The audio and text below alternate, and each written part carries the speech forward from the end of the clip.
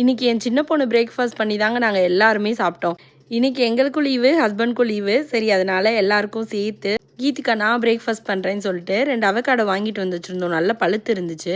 அதை எடுத்து கட் பண்ணி உள்ளேருந்து எடுத்துகிட்டு இருந்தாங்க. பட் அவங்களால இதெல்லாம் பண்ணவே முடியல, அந்தளவுக்கு ஸ்ட்ரென்த் இல்லை.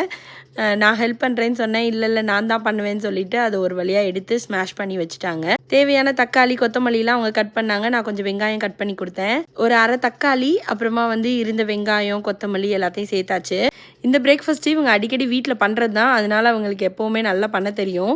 நாங்கள் என்ன இந்த மாதிரி டிஃப்ரெண்ட்டாக பண்ணாலுமே எல்லாத்துலேயுமே இந்த சீசனிங் போடுவோங்க.